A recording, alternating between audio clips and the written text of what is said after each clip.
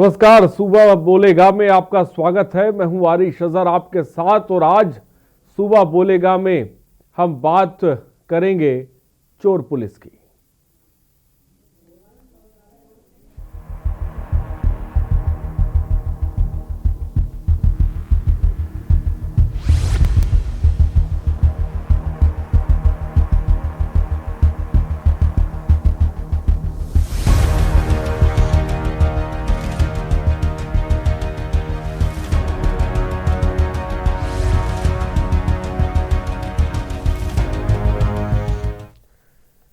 जी हां, आपने सही सुना, चोर पुलिस। लेकिन हम ये क्यों कह रहे हैं, चलिए आपको बताते हैं। आपने सुना होगा कि यूपी पुलिस कुछ भी कर सकती है। जी हां, यूपी पुलिस सच में कुछ भी कर सकती है। सोचिए, अगर आपकी रक्षा करने वाला ही भक्षक बन जाए तो वहां भी कानून व्यवस्था कैसी होगी, अंदाजा लगाइए आप।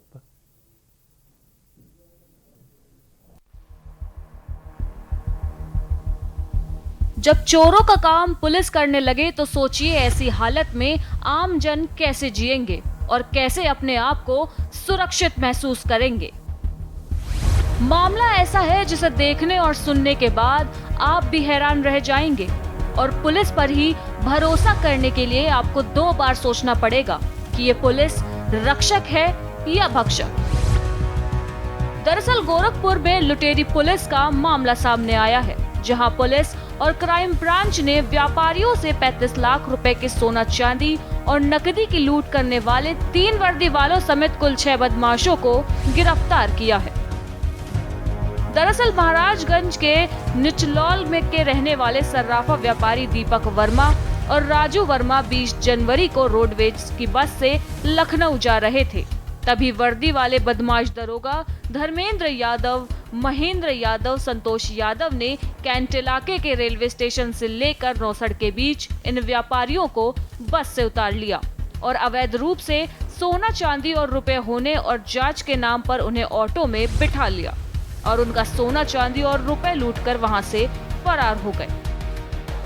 वहीं घटना के बाद दोनों सर्राफा व्यापारियों को उन पुलिस वालों पर शक हुआ तो उन्होंने वर्दीधारियों द्वारा की गई लूट की सूचना आला अधिकारियों को दी, जिसके बाद पुलिस ने 24 घंटों में आरोपी पुलिस वालों के साथ 6 आरोपियों को गिरफ्तार कर लिया। अभी तक 2 घटना को कारित किया है शाहपुर और कैंट में, और यही चीज बताई है। इनसे हम लोग और पूछताछ करेंगे क्या कोई और घटना कारित की अथवा नहीं, और हमारे पास इन्हीं 2 घटनाओं की सूचना भी है। इसके अलावा किसी घटना की सूचना नहीं है कि पुलिस की वर्दी में इस तरह से किसी ने लूटपाट की हो। वहीं कुछ ही दिन पहले पीलीभीत से थाने में चल रहे सेक्स रैकेट का मामला सामने आया था।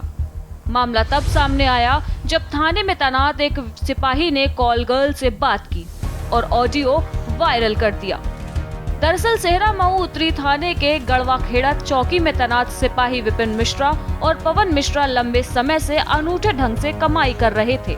यह दोनों स्थानीय कॉल गर्ल के साथ मिलकर लड़कों को ब्लैकमेल करते थे। जब ये लड़के लड़कियां एक साथ आपत्तिजनक स्थिति में होते थे तो वह मौके पर दबिश देकर उन्हें पकड़ लेते थे और छोड़ने की एवज में भारी भरकम रकम ऐंठ लिया करते थे। वहीं दोनों सिपाही समय समय पर इस कॉल गर्ल से अवैध संबंध बनाते थे और लोगों को फंसा कर लाने का नाजायज दबाव बनाते थे। वहीं जब थाने में ही तैनात अन्य सिपाही ने कॉल गर्ल से फोन पर बात की तो कॉल गर्ल ने मामले की सारी जानकारी दे डाली, जिसके बाद सिपाही ने ऑडियो को रिकॉर्ड कर लिया और ये ऑडियो वायरल हो गया, जिसकी जानकारी मीडिया से लेकर जिले के आला अधिकारियों तक पहुंच गई। थाना सेहरा मऊ की चौकी गढ़वाखेड़ा के 2 आरक्षियों के विषय में शिकायतें मुझे गोपनीय रूप से मिली थीं और मेरे द्वारा ही इसमें तत्काल छानबीन कराई गई। छानबीन से इनकी गतिविधियां संदिग्ध पाई गईं और कई ऐसी चीज़ें पाई गईं जो इनकी शिकायतें सही थीं। इन्हीं शिकायतों के आधार पर क्षेत्राधिकारी पूरनपुर की आज्ञा पर दोनों आरक्षियों को निलंबित कर दिया गया है और इन्हें कल ही पुलिस लाइन रवाना कर दिया गया है। ये दोनों आरक्षी अभी निलंबित हैं। देखिए सर, इस बात का अभी तक कुछ हमको खुद नहीं पता है कि ये ऑडियो कैसे वायरल हो रही है, कौन हमारे खिलाफ ये रंजिश कर रहा है। सर मेरे को पता ही नहीं, मेरी ना उसमें आवाज़ है ना कुछ है, कोई प्राइवेट आदमी बात कर रहा है। प्राइवेट लड़की है, प्राइवेट लड़का है, ठीक है, उसके बारे में कुछ भी जानकारी नहीं, ना मेरी आवाज़। ऐसे तो कोई भी आदमी किसी को भी फंसा सकता है। महेंद्र मेरे पुराने जानने वाले थे, तो उनसे थोड़ी मेरी मुलाकात थी महेंद्र से। तो महेंद्र ने मुझे फ़ोन किया था एक नंबर से, तो उन्होंने मुझसे ये कहा था कि तुम हमें बुलाते थे। वो उन्होंने हमारे साथ बलात्कार भी किया था, तो उन्होंने हमारी वीडियो बना ली थी उन्होंने। तो उन्होंने हमसे फिर हमें ब्लैकमेल करने लगे। वो कहने लगे कि विपिन का और सचिन का नाम लो, और जो हमसे कहते रहे वो हम कहते रहे उनके लिए। जो जो बात उन्होंने हमसे कही वो हम कहते रहे, तो उन्होंने आज हमें फंसा दिया इस मैटर में। वहीं सामने आई इन घटनाओं ने एक बार फिर यूपी पुलिस को कटघरे में लाकर खड़ा कर दिया है कि अगर पुलिस के यही हालात हैं तो कानून व्यवस्था की क्या ही उम्मीद की जा सकती है। ऐसे में सवाल यही है कि अगर पुलिस ही अपराधी बन जाएगी तो पुलिस का काम कौन करेगा, और आखिर कब कार्यवाही के नाम पर निलंबन की जगह आरोपियों को वर्दी उतारकर सलाखों के पीछे भेजा जाएगा। स्पेशल डेस्क, के न्यूज इंडिया। तो इसीलिए हम कह रहे हैं, जी हाँ, चोर पुलिस। अगर पुलिस ही चोर बन जाएगी तो चोर कैसे पकड़े जाएंगे?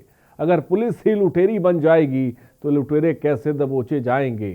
बड़ा सवाल है। जी हाँ, उत्तर प्रदेश पुलिस चोर पुलिस इसीलिए हम कह रहे हैं। जिस तरह की वारदातें गोरखपुर में सामने आई है, जहाँ पर 35 लाख रुपए, आप सोचिए 35 लाख रुपए, और पुलिस और क्राइम ब्रांच के लोग जो है लूटने पे लग जाते हैं। और इसी तरह की खबर एक पीलीभीत थाने से सामने आई है, जहां पर किस तरह से कॉल गर्ल के साथ साठ गांठ करके ये विपिन मिश्रा और पवन मिश्रा लंबे समय से लोगों से ठगी कर रहे थे और किसी की तरफ ध्यान नहीं जा रहा था। आखिरकार इनका भी पर्दाफाश होता है।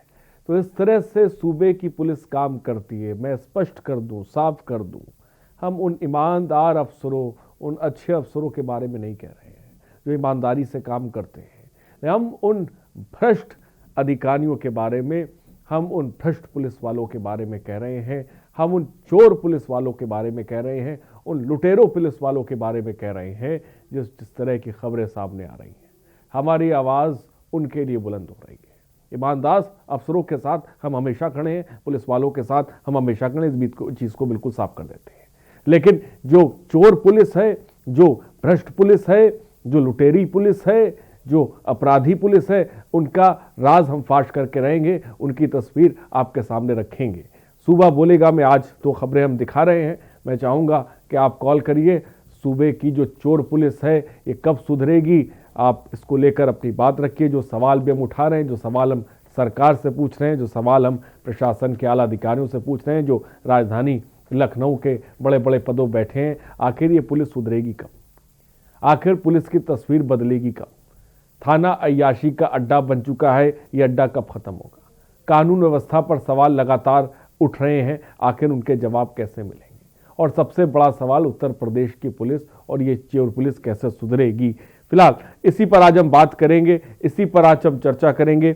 हमारे साथ नाहिद अकील सामाजिक कार्यकर्ता है। नाहिद अकील जी, बहुत बहुत स्वागत है, हमारे साथ इस वक्त जुड़ गई हैं। साथ ही साथ हमारे साथ हमारे संवाददाता भी इस वक्त जुड़ रहे हैं। प्रवीण त्रिपाठी हमारे संवाददाता गोरखपुर से इस वक्त हमारे साथ हैं। धर्मेंद्र सिंह चौहान हमारे संवाददाता पीलीभीत से इस वक्त हमारे साथ जुड़ गए हैं। सबसे पहले सीधे नाहिद अकील के पास चलते हैं। नाहिद अकील, इन तस्वीरों को लेकर, जहां पर यूपी की पुलिस चोर नज़र आ रही है, जहां पर यूपी की पुलिस लुटेरी नज़र आ रही है, जहां पर यूपी की पुलिस एक कॉलगर्ल के साथ साठगांठ करके लोगों के साथ ठगी करती है, इस तस्वीरों को लेकर क्या कहेंगे? देखिए, बहुत चिंताजनक विषय है। ये पूरी सरकारी मशीनरी पे एक बहुत बड़ा सवालिया निशान है। बात एक नीचे स्तर के सिपाही की, पुलिस की नहीं है। अगर ऊपर की मशीनरी टाइट होती, डिसिप्लिन में होती, तो शायद किसी सिपाही की इतनी औकात नहीं होती है कि वो लुटेरी भी बने और सेक्स रैकेट भी चलाए। इसकी जांच होनी चाहिए और देखना चाहिए इसके तार कहां तक फैले हुए हैं। क्योंकि इतना बड़ा कदम उठाने से पहले एक सिपाही भी अपनी सरकारी नौकरी को 4 बार सोचेगा। बिना संरक्षण के वो ऐसा नहीं कर सकता है। ये तो खुल गई बात, क्योंकि मैं पूरे महकमे को, पूरे पुलिस डिपार्टमेंट को नहीं कहूंगी, लेकिन आला अधिकारियों को कहूंगी, क्योंकि अगर जो ऑडियो लीक हुआ है वो भी एक सिपाही से ही तो पता लगा है, वो भी एक सिपाही से पता लगा है। तो ये सरकार को तत्काल इसकी जांच करनी चाहिए और पूरे के पूरे थाने को सस्पेंड करना चाहिए। अभी बात ये नहीं कि चैनल वाले क्या दिखा रहे हैं, कितना बता रहे हैं, तब वो उठे। बात सामने आ गई है तो आप क्या कर रहे हैं? सामने आ गई है, कार्रवाई क्या हो रही, चलिए यही जानने की कोशिश कर लेते हैं, जिसको लेकर हमारे संवाददाता भी हमारे साथ है, प्रवीण त्रिपाठी। प्रवीण, गोरखपुर की पहले खबर बताइए और इस पर क्या एक्शन पुलिस विभाग की तरफ से लिया गया है, क्योंकि छोटी मोटी खबर नहीं है। अगर पुलिस इस तरह से काम करेगी तो समाज में मैसेज तो गलत, संदेश तो गलत जाता ही है, और सबसे बड़ी बात ये हो जाती है कि अब पुलिस ही चोरी करेगी तो फिर चोर कैसे धरे जाएंगे। प्रवीण, जानकारी दें।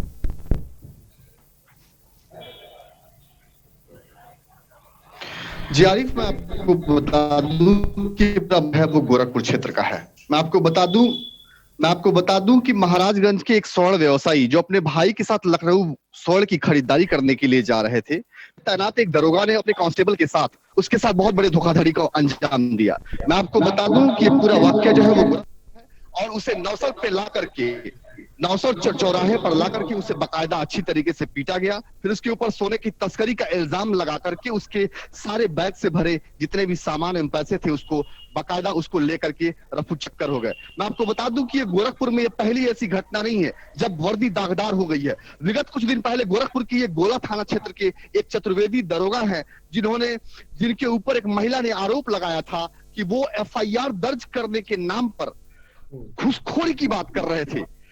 यहाँ पे सराहना करनी होगी SSP गोरखपुर की, जिन्होंने मामले को पूरी तरीके से संज्ञान में लेते हुए इस दरोगा को सस्पेंड कर दिया। तो सबसे बड़ा सवाल ये उठता है कि वास्तव में क्या सस्पेंड करना ही सबसे बड़ी सजा है? आखिर इस तरह के जो दरोगा है, इस तरह के जो पुलिस है, इस तरह के जो हमारे पुलिस के जवान हैं, आखिर वो कब तक इस तरह की अराजकता फैलाते ही रहेंगे? और सबसे बड़ा सवाल ये भी उठता है कि रक्षक ही जब भक्षक बन जाएंगे तो आखिर जनता का विश्वास किस पर होगा?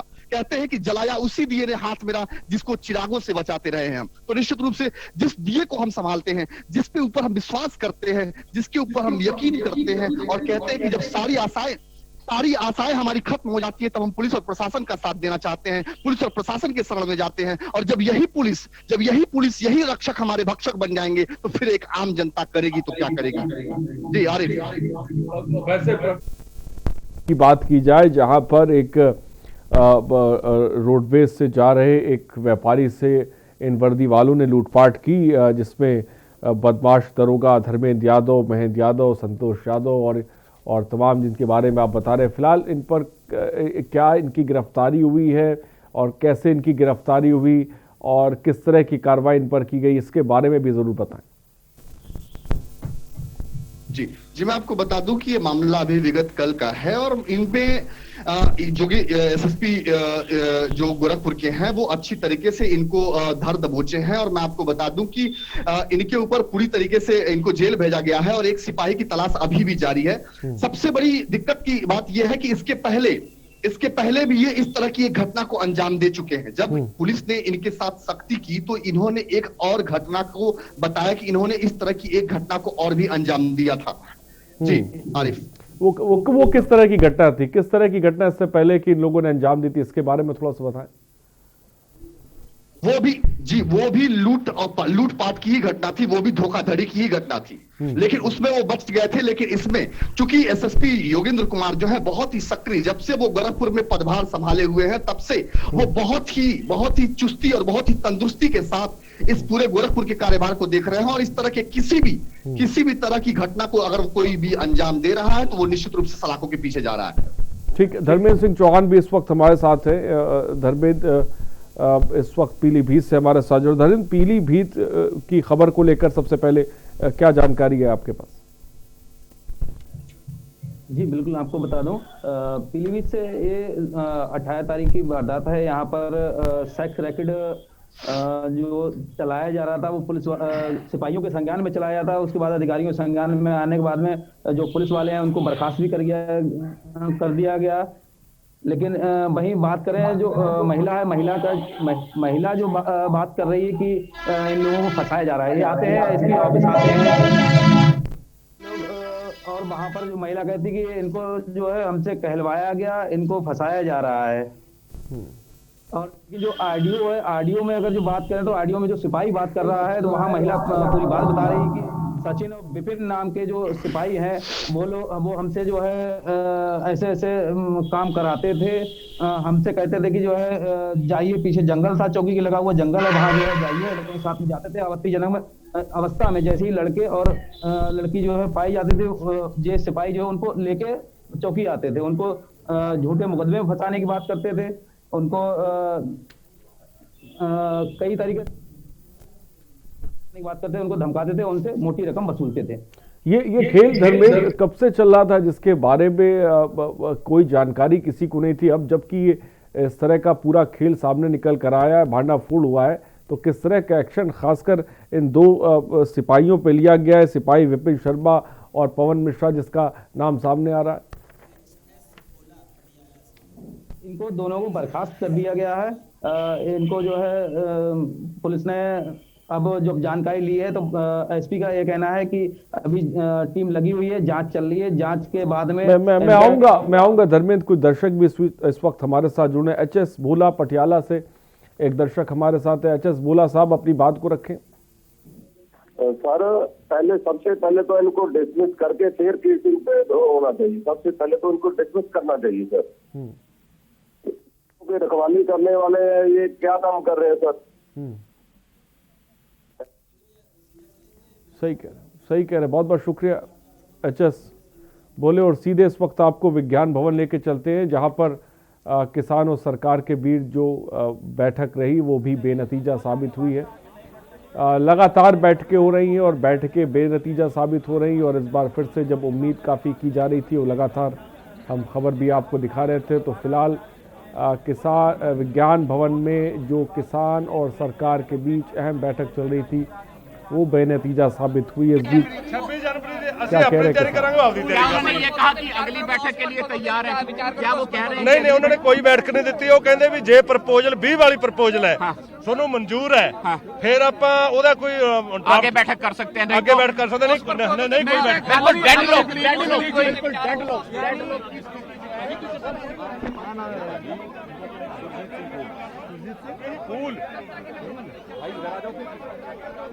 नहीं, उन्होंने प्रपोजल को लेके किया कि नवा प्रपोजल दे सकते हैं।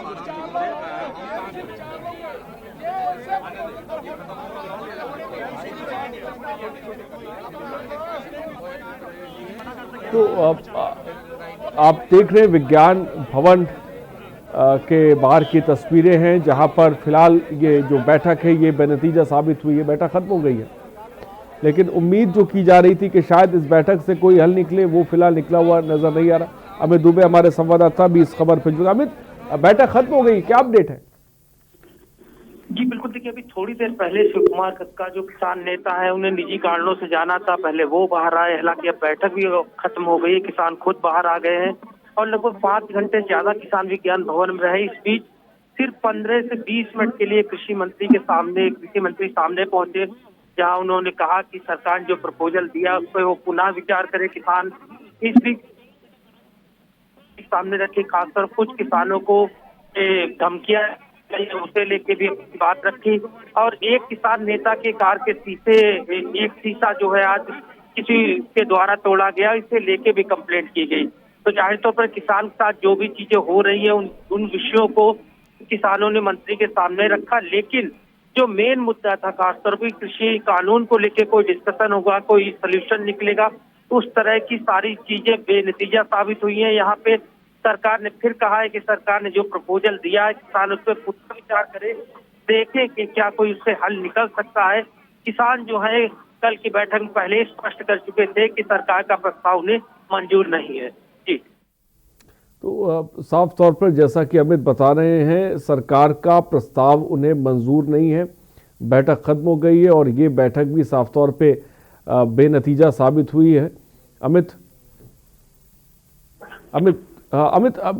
इस बीच लगातार जो बैठकों का दौर चल रहा है वो सब बेनतीजा साबित हो रही है। इस बीच अब जो किसान नेता है जो बैठक से बाहर निकले हैं, आपकी उनसे बात हुई होगी, जो कुछ अंदर हुआ, जो कुछ बेनतीजा निकला, अब इस पर आगे किसानों का रुख क्या होने वाला है, किस तरह की आगे की रणनीति या किस तरह से आगे चीजें होंगी, इसके बारे में कोई जानकारी दे रहे हैं? देखिए, कृषि मंत्री ने जो यहाँ पे किसानों के सामने बोला, उन्होंने फिर कहा कि जो सरकार ने प्रपोजल दिया है बहुत अच्छा प्रपोजल है, किसान इस पे विचार करें। और किसानों ने कहा तीनों कृषि कानून वापस रद्द करने की मांग की गई है। तो सरकार ने, कृषि मंत्री ने ये भी कहा कि वो क्या कुछ हो सकता है वो उसे करके देखते हैं। आज बैठकों का दौर खासतौर पर अभी भी चल रहा है। अगर दूसरी बैठक की बात करें तो विज्ञान भवन के एनेक्सी में ही किसान नेताओं के साथ दिल्ली पुलिस की बैठक हो रही है, जिसमें ट्रैक्टर रैली को लेकर चर्चा हो रही है कि आखिरकार किसान जो है ट्रैक्टर रैली रिंग रोड पे ट्रैक्टर परेड करने पे आमादा है और दिल्ली पुलिस लगातार इसे रोकने की कोशिश कर रही है, किसानों को समझाने की कोशिश कर रही है। इसे लेके दूसरी बैठक यहाँ पे शुरू हुई है, जिसमें कुछ किसान संगठन के लोग दिल्ली पुलिस के साथ बैठक कर रहे हैं। जो सरकार के साथ बैठक हो रही थी वो लोग बाहर निकल के आ गए, किसान अपने आप से आ गए हैं। एक तरह से मान सकते हैं कि वो बैठक खत्म हो चुकी है। सरकार ने दिया है उस प्रस्ताव पे, इन्होंने कहा है कि अगर उस पर बात करनी हो, सहमति बनती हो तो हम कल फिर बात कर लेंगे और किसी दूसरे स्थान पर बैठ के बात हम कर सकते हैं। कल ये बंद होगा, आप सलाह करके हमको बताओ। आप लोगों ने क्या निर्णय लिया? क्योंकि बाकी नेता के साथ को आप साफ तौर पर सुन रहे थे, लगातार जो प्रतिक्रियाएं आ रही हैं वो भी हम आपको दिखा रहे हैं। अमित हमारे ब्यूरो चीफ भी बने। अमित, अपनी बात को पूरा करें। देखिए, दो बैठकें आज खास तौर पर थी। एक जो सरकार के साथ बैठक चल रही थी जो 12 बजे शुरू हुई, जिसमें बैठक के नाम पे सिर्फ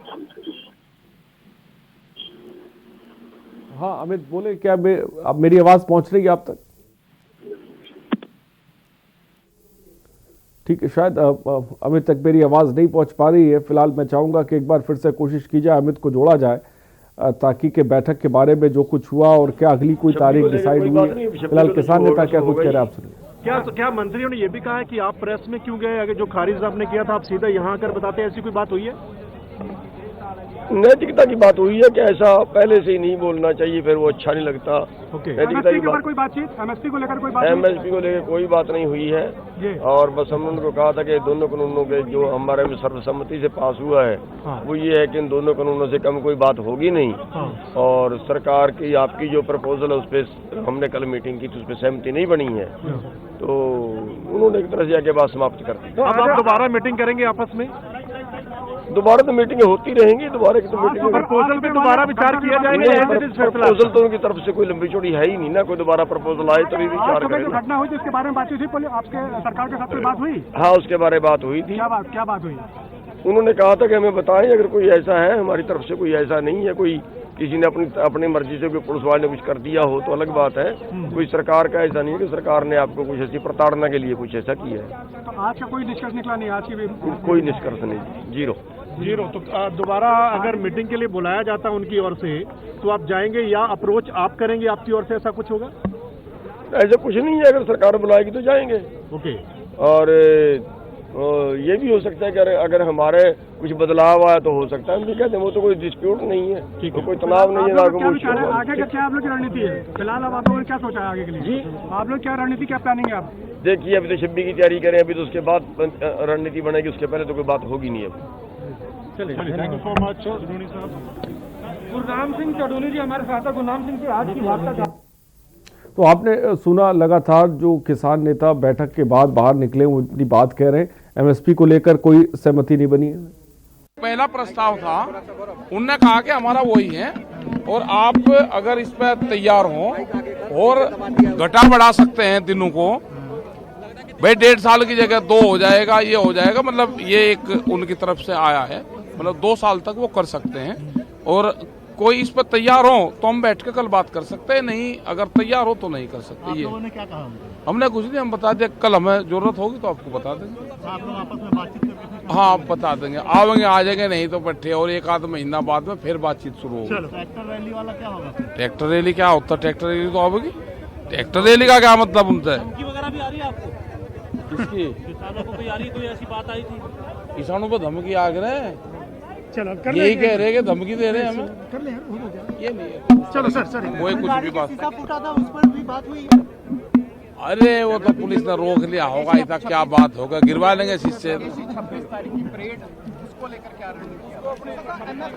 आराम से फंसा हुआ है हमारे घर में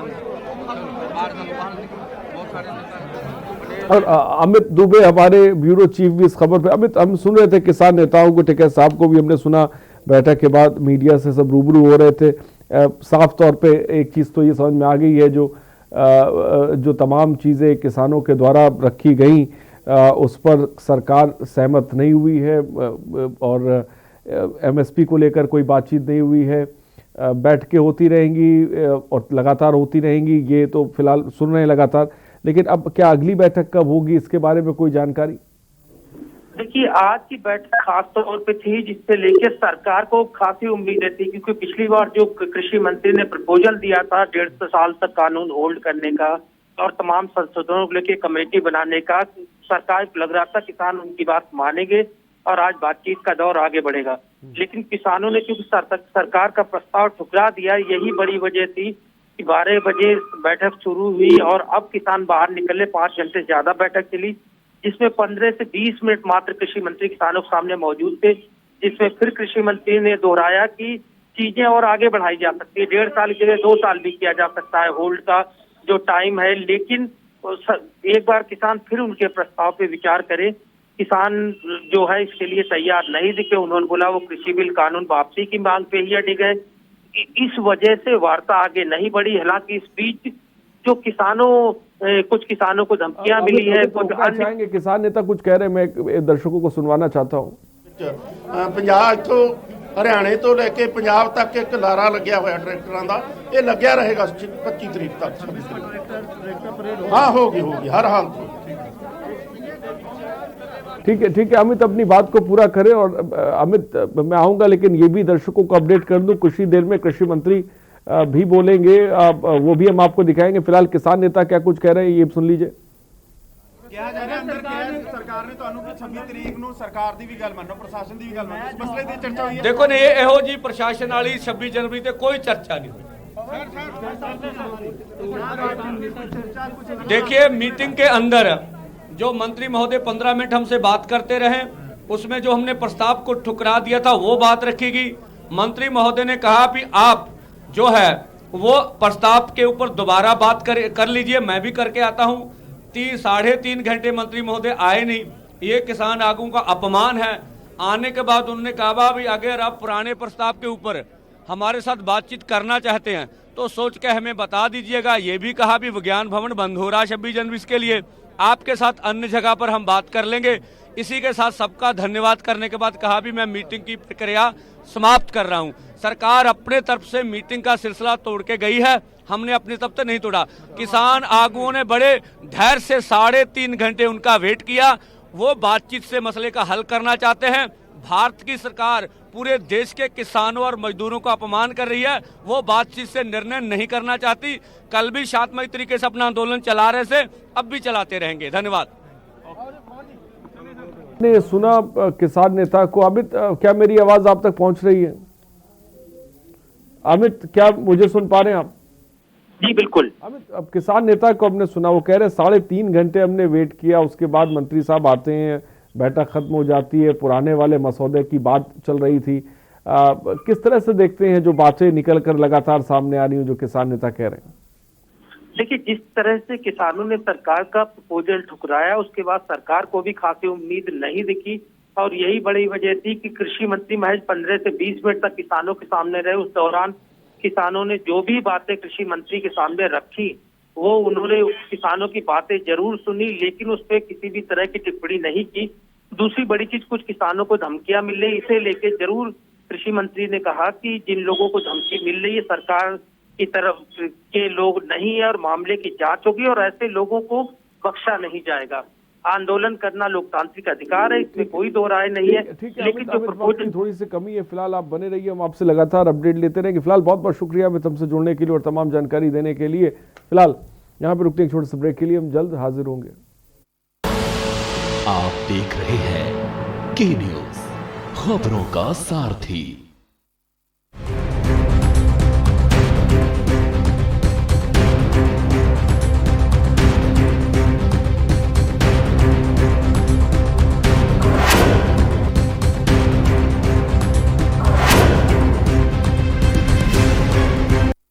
फिट रहना है तो फिटनेस हेल्थ ऑयल ले आओ।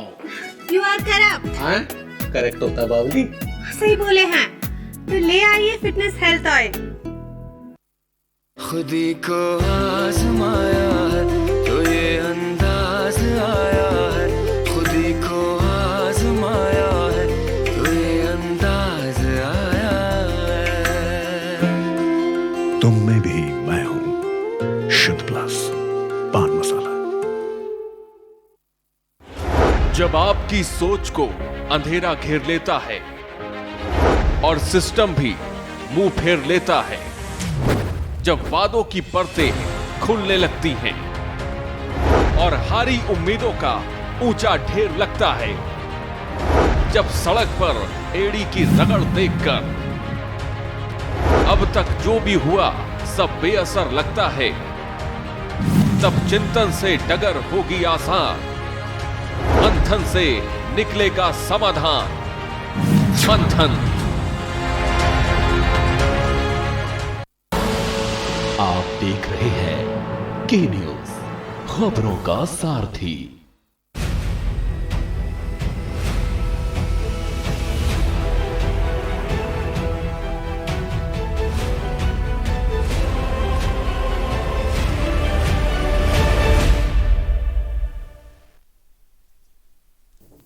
तो ब्रेक के बाद आपका स्वागत है सुबह बोलेगा में। और किसान आंदोलन ब्रेक से पहले हमने आपको दिखाया, और फिलहाल इस वक्त हम सुबह बोलेगा में बात चोर पुलिस पे कर रहे हैं। जी हाँ, चोर पुलिस, जिसके बारे में हम आपको बता रहे हैं, जिसके बारे में हमारे संवाददाता भी लगातार हमें बता रहे हैं। नाहिद अकील भी हमारे साथ सामाजिक कार्यकर्ता जुड़े हुए हैं। नाहिद, ये जो तस्वीर निकल कर सामने आ रही है उत्तर प्रदेश पुलिस की, और ये खबरें कोई नाहिद नई नहीं है, इस तरह की खबरें लगातार सामने आती रहती है, जहाँ पर कभी कभी पुलिस अपराधियों जैसा रोल अदा करती है। मैं आपसे जानना की कोशिश करूंगा, आखिर कैसे ये उत्तर प्रदेश पुलिस की तस्वीर बदलेगी? सरकारें आई गई और लेकिन नहीं बदल रहा है। तो हम देख रहे हैं ये प्रशासनिक अमला बदलने को तैयार नहीं है। आखिर इसके पीछे बड़ी वजह क्या नजर आती है आपको नाहिद? मुझे ये लगता है कि तमाम कानून रोज बनते हैं। आजादी के बाद से अभी तक पुलिस रिफॉर्म नहीं हुआ। पुलिस स्वतंत्र कब होगी? कमिश्नरेट भी इन्होंने कर दिया, पावर भी ले लिया, लेकिन अभी तो और इस गवर्नमेंट में तो खैर सबसे बुरी कंडीशन है। सपा के दौर में भी इतना बुरा नहीं था, अपराध उनके टाइम में भी था, लेकिन इतना ज्यादा नहीं था। अब आप खुद ही जानते हैं कि 80% औरतें बड़ी मुश्किल से जाती नहीं है थाने में अगर कोई मसला हो जाता है। और जब थाने पे बैठ करके ही सेक्स रैकेट चलेगा तो कौन जाएगा, कौन हिम्मत करेगा थाने में या पुलिस को बुलाने के लिए? तो मैं मानता हूं कि सरकार ने उठाया, भाई महिला हेल्प डेस्क बनाई गई है, एक अच्छा कदम है, लेकिन हम ये देखते हैं कदम तो सरकार की तरफ से उठाए जाते हैं, लेकिन उसके बावजूद भी तस्वीर बदलती नजर नहीं आती है। ये बड़ी बात है। सवाल ये होता है ना कि सरकार हम क्यों बनाते हैं? सरकार के पास पूरी कमांड है कि वो पूरे प्रदेश को सुव्यवस्थित ढंग से ले चले। जहां जो कहा गया है कि एक इंसान के लिए कि उसको भोजन मिल सके, अच्छी एजुकेशन मिल सके, अच्छा स्वास्थ्य हो जाए, लेकिन वो जो बेसिक चीजें हैं वो भी नहीं मिल पा रही। इसका मतलब ये है कि आपके पास मैकेनिज्म नहीं है। अगर मैकेनिज्म मैं आऊंगा नाहिद जी आपके पास। चंद्र प्रकाश इस बीच एक दर्शक हमारे साथ है। चंद्र प्रकाश जी अपनी बात को रखें। चंद्र प्रकाश जी, क्या मेरी आवाज आप तक पहुंच रही है? ठीक है, लखनऊ से विजय गुप्ता एक दर्शक हमारे साथ है। विजय गुप्ता जी अपनी बात को रखें। तो शायद विजय गुप्ता जी से भी हमारा संपर्क टूट गया। फिलहाल बहुत बहुत शुक्रिया विजय हमसे जुड़ने के लिए। और इस बीच एक खबर मैं चाहूँगा कि आपको बता दूं जो हमें मिल रही इटावा से। इटावा में जहां पुलिस के कारनामों से परेशान होकर एक युवती ने मौत को गले लगा लिया। दरअसल युवती बलरई थाने में छेड़खानी और बलात्कार की कोशिश का मामला दर्ज कराने पहुंची थी, पर मामला दर्ज न किए जाने से खफा पीड़िता लड़की ने ट्रेन से कटकर अपनी जान दे दी। मृतक पीड़िता के भाई ने आरोप लगाया कि बलरई थाना प्रभारी ब्रजेंद्र सिंह ने मामले को दबाने की कोशिश की और परिवार की बदनामी की चेतावनी देकर रिपोर्ट दर्ज नहीं की थी। आप सोचिए, ये खबर इटावा से है जहां पर एक युवती आत्महत्या कर लेती है। दूसरी तरफ थोड़ी देर पहले मैंने जिक्र किया था जब मैं नाइस से बात कर रहा था कि महिला हेल्प डेस्क बनाई गई थी, और आप देखिए कि इटावा के एक थाने में एक महिला की ही नहीं सुनी जाती, जिसकी वजह से वो मौत को गले लगा लेती है, आत्महत्या कर लेती है। नाहिद, क्या कहेंगे आप?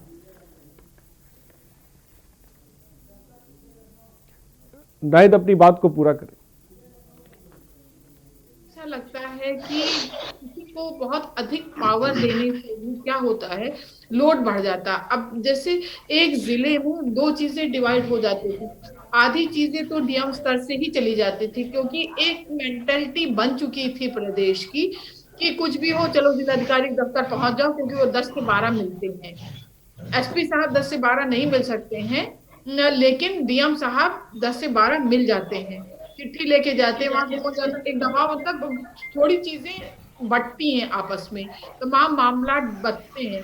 लेकिन कमिश्नरी ट्रेनिंग की मुझे लगता है कि लोड ज्यादा हो गया है, तो सीनियर ऑफिसर्स उसको हैंडल नहीं कर पा रहे हैं, या फिर प्रदेश का मुखिया जो है, हमारा मुख्यमंत्री इतना सख्त नहीं है कि उसकी वजह से कि कोई भी नीचे के अधिकारी अपने ढंग से अपना काम कर रहे हैं। कहीं आपको दिखता नजर नहीं आ रहा होगा। भाई, सरकार बनने का मतलब ही ये होता है कि आप हर चीजों को कंट्रोल करके चलें, लेकिन वो नहीं हो पा रहा है।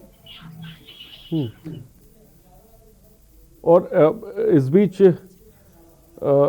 इटावा से प्रमोद दीक्षित हमारे संवाददाता भी अधिक जानकारी के साथ जुड़ गए। प्रमोद, क्या जानकारी है आपके पास खबर को लेकर? यही जानकारी के लिए बता दूं, ये थाना जसवंत नगर जो बल्लई थाना क्षेत्र का है, वहाँ का एक रहने वाली 17 वर्षीय छात्रा, जो कि उसके साथ में 2 दिन पहले छेड़खानी और बलात्कार करने जैसी कोशिश की जाती है, उसको लेकर के अपने भाई और अपनी मां के साथ थाना बल्लई पहुंचती है, जहाँ पे 2 दिन पुलिस के चक्कर काटने के बावजूद भी उसकी छेड़खानी और बलात्कार करने जैसी का मामला दर्ज नहीं होता है, और उसको उसकी मां और उसके भाई को गाली गलौज दे करके थाने से बाहर भगा दिया जाता है। उसी को देखते हुए जब 2 दिन तक उसके कोई भी कार्रवाई नहीं हुई और कार्रवाई से हाथ होने के बाद आज दोपहर के करीबन 2 बजे के आसपास उसने रेलवे ट्रैक पर आकर के ट्रेन के आगे कर कूद करके आत्महत्या कर ली है। जी प्रमोद, ये 2 दिनों से कौन से अधिकारियों के ये लड़की चक्कर काट रही थी? क्या आप उनके नाम बता सकते हैं? किस पद पर वो थे जो भगा रहे थे और जो है मदद नहीं कर रहे थे? ये इटावा थाना जो बल्लई थाना अध्यक्ष हैं, उनके ही ऊपर ये आरोप है कि उन्हीं थाना अध्यक्ष महोदय ने अपनी इस 17 वर्षीय जो छात्रा है उसकी बदनामी के हवाला देते हुए और गाली गलौज करके उसकी मां और उसके भाई को थाने से बेइज्जत करके भगाया गया।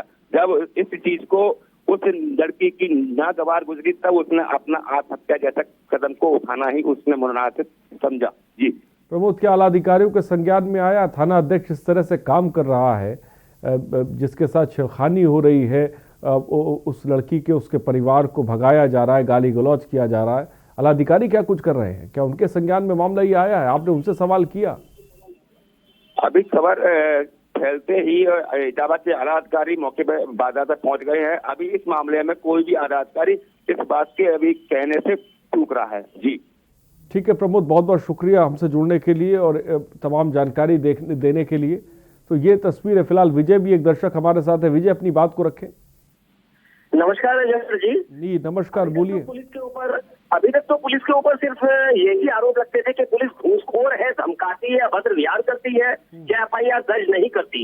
इसका खुलासा उन्नाव कांड में भी हुआ था कि उन्नाव पुलिस से FIR दर्ज नहीं हुई थी और कोर्ट के बाद उसकी FIR दर्ज हुई थी। लेकिन जो आज की खबरें हैं, जबकि हमने ये सुना था कि भ्रष्टाचार मुक्त सरकार होगी और महिला सशक्त होगी, मिशन शक्ति चलेगी, लेकिन आज तो रक्षक बन गए भक्षक की कहावत शुभ हो रही है। आप देख रहे हैं थाने में अयाची का अड्डा चल रहा है, रैकेट चल रहा है। उसके बाद पीलीभीत का आप अयाची का अड्डा देखा ही था कि कॉल करके तो मतलब बाकायदा पुलिस वाले लूट बचा रहे देव व्यापार से। गोरखपुर में अभी 30 लाख की जो बैंक के थ्रू आपने लूट देखी थी, जो आपने ये स्वर्णों की लूट देखी थी, वो आप देख ही चुके हैं। सबसे बड़ी बात आज हालत ये है कि सीबीआई के ऊपर भी उंगली उठ चुकी है। सीबीआई का अधिकारी 55 लाख की बैंक के रिश्वत कांड में पकड़ा जाता है। तो ये बताइए आम आदमी जाएगा कहाँ? अब मैं इससे आगे बढ़ता हूँ। आगे हालत ये है कि अगर पत्रकार भी है तो पत्रकार को भी आज पुलिस धमकाने से नहीं चूकती। पत्रकारों की आवाज दबाई जाती है, पत्रकार को 107, 116 धारा लगाकर धमकाया जाता है। तो ये बताइए इस तरह से किस तरीके से क्राइम बढ़ेगा या घटेगा, ये मेरा सवाल है। बड़ी बात विजय आपने कही, बहुत बहुत शुक्रिया। इस वजह से क्राइम अपराध घटेगा, ये बढ़ेगा जब अपराध में पुलिस ही लिप्त नजर आ रही है। जिस तरह से विजय ने साफ तौर पे बताया, जिस तरह से प्रवीण त्रिपाठी हमारे संवाददाता बता रहे हैं, धर्मेंद्र सिंह बता रहे हैं हमारे संवाददाता, नायद अकील बता रही है कि रिफॉर्म करने की ज़रूरत है। हम ये देख रहे हैं कि सरकारें आती हैं जाती हैं लेकिन नहीं बदलता, तो ये प्रशासनिक अमला नहीं बदलता। ये ऐसा लगता है कि सिस्टम एक तंत्र ऐसा बन चुका है और अब तो हद हो गई है। पुलिस चोरी भी करते नज़र आ रही है, पुलिस लुटेरी भी नज़र आ रही है। इटावा की ताज़ा खबर, जब मैंने अभी थोड़ी देर पहले महिला हेल्प डेस्क का जिक्र किया कि मुख्यमंत्री योगी आदित्यनाथ ने महिला हेल्प डेस्क बनाई है, तो अभी थोड़ी ही देर पहले खबर आके गिरती इटावा से। आप सोचिए, जहाँ पर एक महिला को, एक लड़की के साथ छेड़छाड़ की जाती है और उसकी सुनवाई नहीं होती है, उसको थाने से भगाया जाता है, उसे गालियाँ उसके परिवार को दी जाती है और उसको ट्रेन के आगे वो लड़की कूद जाती, आत्महत्या कर लेती। तो ये सिस्टम है, ये तस्वीर है कि हम हेल्प डेस्क बना लेते हैं, हम थाने चौकियां सब बना लेते हैं, लेकिन जब लोगों को न्याय की बात आती है तो वो कैसे मिलता है। आप खुद देखिए कि उन्हें जान अपनी जान से हाथ धोना पड़ता है। और एक तस्वीर ये है जहां पर पुलिस सेक्स रैकेट चला रही है पीलीभीत में। एक तस्वीर गोरखपुर की है जहां पर पुलिस जो है एक व्यापारी से लूटपाट कर रही है। पुलिस ही को पकड़ना पड़ रहा है, जिसके बाद 24 घंटे में आपको बता दें गिरफ्तारी हुई है। नायद, बदलाव की आप बात कर रही है, रिफॉर्म की बात कर रही है, अब किस तरह के रिफॉर्म की ज़रूरत है? क्योंकि यहाँ पर तो ऐसा लगता है कि एक ऐसा सिस्टम बन चुका है जिसको मुझे लगता है कि बदलना बहुत मुश्किल है। पुलिस की छवि जो है वो जिस तरह से धूमिल होती जा रही है, एक आम आदमी में छवि को बेहतर करना ये बहुत मुश्किल हो चला है, क्योंकि जिस तरह की तस्वीरें निकल कर नाई सामने आती हैं। देखिए, छवि तो धूमिल है, दो राय नहीं, लेकिन एक कॉमन इंसान की तरह देखिए दो देख रही। पहली तो ये है कि पुलिस अगर एफआईआर लिख भी लेती है तो जो हमारी न्याय व्यवस्था है, जब हम कोर्ट जाते हैं तो एक तो आम आदमी के लिए कोर्ट इतना महंगा है। जैसे ही आप पुलिस एक गिद्ध है उससे बच एफआईआर करवा भी लेते हैं, और जब आप कोर्ट में पहुंचते हैं अपना मुकदमा लड़ने के लिए कि वहां से हमें जुडिशरी से न्याय मिले, तो वकील आपके जिस्म के सारे कपड़े जब तक दिखान नहीं लेंगे आगे बढ़ेगा नहीं। सिस्टम में भी बहुत लचरता है अभी और बहुत स्लो मोशन में काम चल रहा है।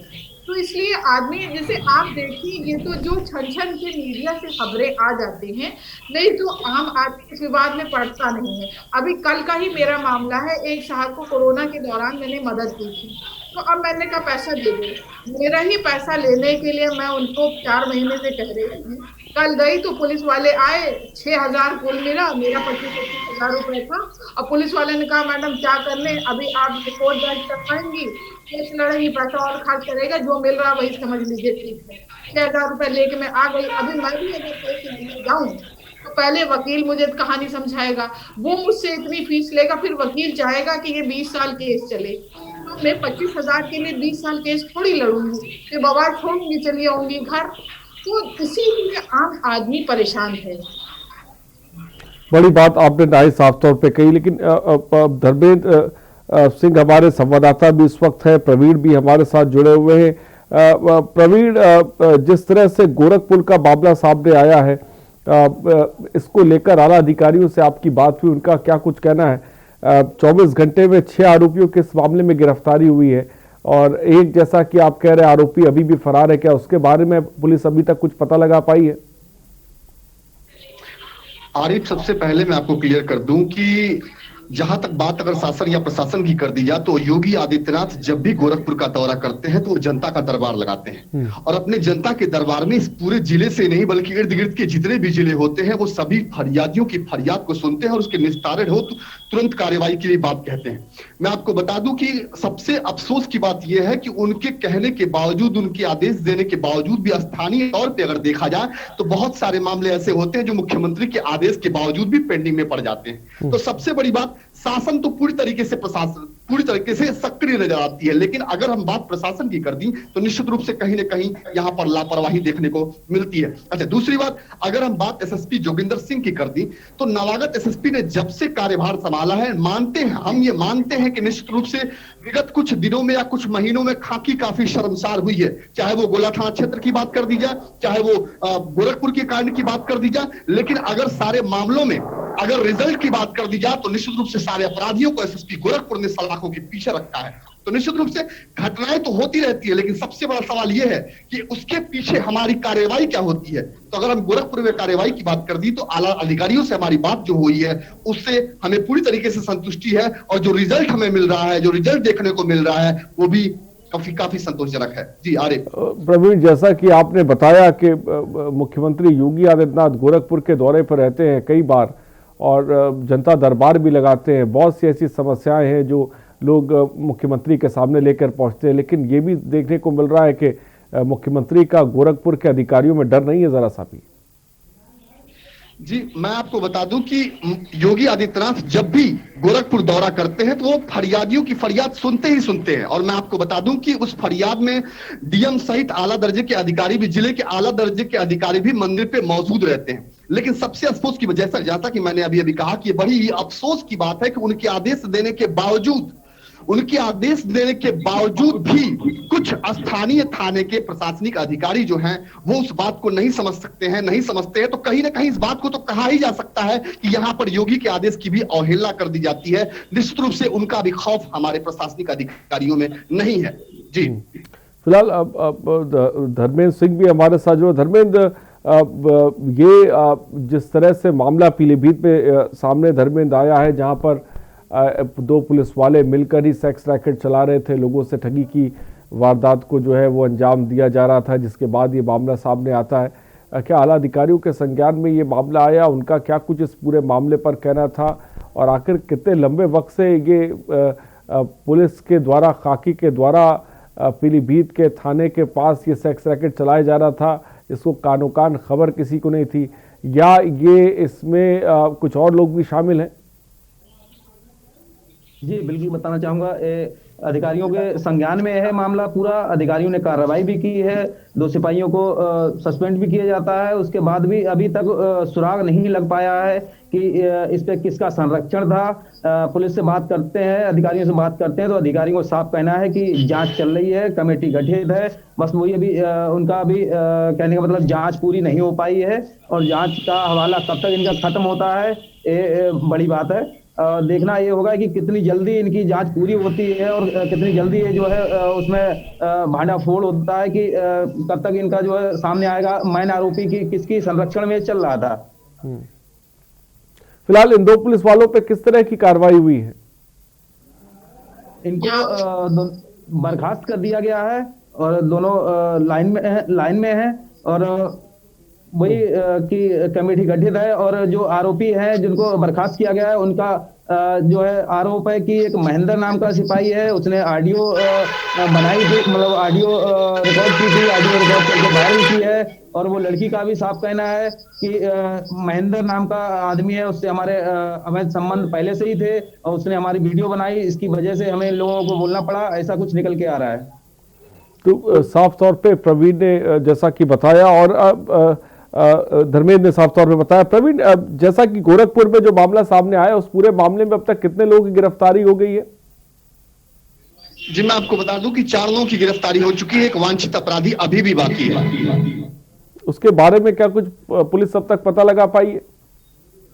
वो उसकी पूरी तरीके से तफ्तीश जारी है।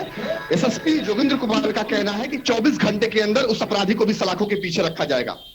तो 24 घंटे के अंदर सलाखों के पीछे रखा जाएगा, लेकिन सवाल बड़ा ये भी है कि आखिर इस तरह की इस तरह का जो अपराध, इस तरह की जो हरकत है वो पुलिस महकमे के लोग ही अंजाम क्यों दे रहे हैं, इस तरह की वारदात क्यों अंजाम दे रहे हैं, ये अपने आप में बड़ा सवाल है जिसके बारे में लगातार, क्योंकि ये रक्षक हम कहते हैं पुलिस और वही भक्षक बन गई है। लुटेरी पुलिस ने सबको हैरान किया है। थाना अय्याशी का अड्डा बन चुका है, जिसके बारे में पीलीभीत की खबर ये तस्दीक कर रही है। कानून व्यवस्था पर सवाल हमेशा से उठते रहे, जिसके बारे में नाहिद और हम लगातार बात कर रहे हैं। नाहिद, क्या लगता है जब कार्रवाई की बात होती है, कहीं ना कहीं एक कमज़ोर कार्रवाई, सस्पेंड और बर्खास्त कर देना, इसकी वजह से पुलिस महकमे में भी ज़्यादातर पुलिस वालों को डर नहीं है, जिसकी वजह से वो बेखौफ होकर जो है अपना काम करते हैं। ऐसा नहीं लगता नाहिद के जो दंड प्रक्रिया है वो थोड़ी मजबूत होनी चाहिए, वो थोड़ी हार्ड होनी चाहिए, जिसकी वजह से एक खौफ पैदा हो खाकी के अंदर और कम से कम सुधार पैदा हो?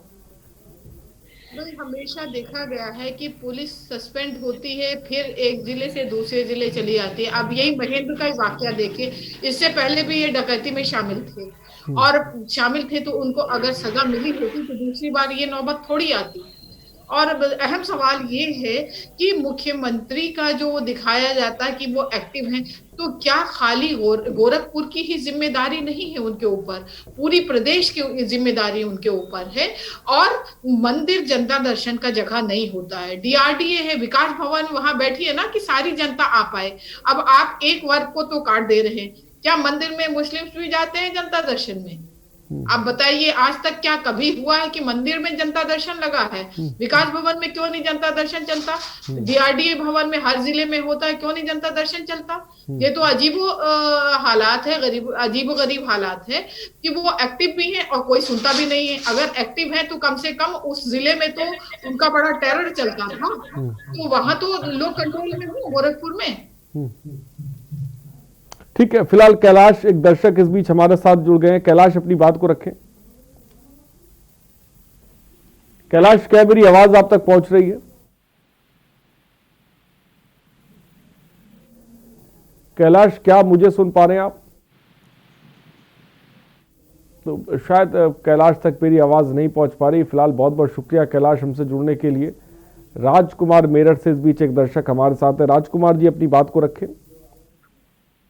इस तरीके से आपका घटनाक्रम चल रहा है, पीलीभीत में दिखा रहे हैं कि क्या नाम जो है पुलिस चोरों के साथ मिलकर क्या नाम जो है लूटपाट को अंजाम दे रही है। क्या नाम जो है सरकार जो यहाँ की है, उधर किसान पड़े हुए हैं, उनकी कोई सुध बुध नहीं है। जो लोग जनता परेशान है उनका क्या नाम जो प्रशासन कोई सुध बुध नहीं ले रहा।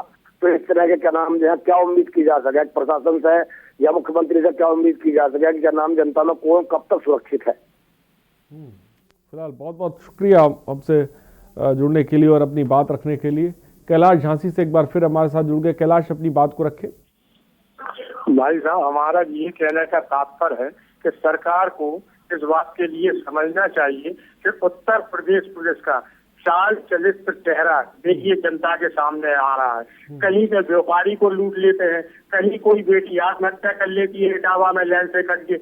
ऐसा ही भाई साहब हमारे साथ हुआ झांसी में 6 दिसंबर 2020 को 12वें महीने में 1.5 महीना हो गया, आज तक मोन्टू यादव के हत्यारे गिरफ्तार नहीं हुए बरुआ सागर जिला झांसी में।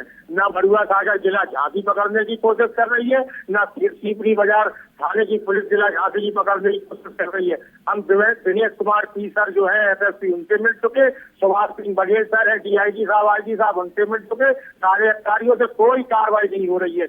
यही है उत्तर प्रदेश पुलिस का चाल चले तो चेहरा, यही है ढीलापन। न गैंगस्टर की कार्रवाई, न कुर्की की कार्रवाई, न ब्यासी तरासी की कार्रवाई। अपराधी 3 दशक से अपराधी है, खुलेआम घूम रहे हैं सर। हमारी कोई नहीं सुन रहा सर। आपसे बहुत उम्मीद है कि आप ही न्याय करें प्रभु श्रीमान जी हमारी। ठीक है कैलाश, बहुत बहुत शुक्रिया। कैलाश ने झांसी के दर्शक हैं जिन्होंने अपनी बात रखी, जिनकी सुनवाई नहीं हो रही है। कैलाश हमेशा फ़ोन करते हैं और अपनी बात रखते हैं, लेकिन उनके सुनने वाला कोई नहीं है। इस बीच प्रवीण, गोरखपुर की बात करें, क्योंकि कई जगहों से ऐसी भी लोग हैं जो कह रहे हैं कि पुलिस उनकी सुन नहीं रही है।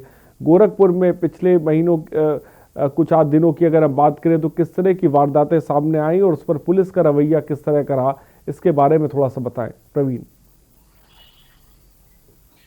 आरिफ, देखिए, अगर हम बात प्रशासन की कर दें तो निश्चित रूप से गोरखपुर की इस घटना के बाद निश्चित रूप से मैं ही नहीं पूरा हिंदुस्तान इस घटना की निंदा कर रहा है।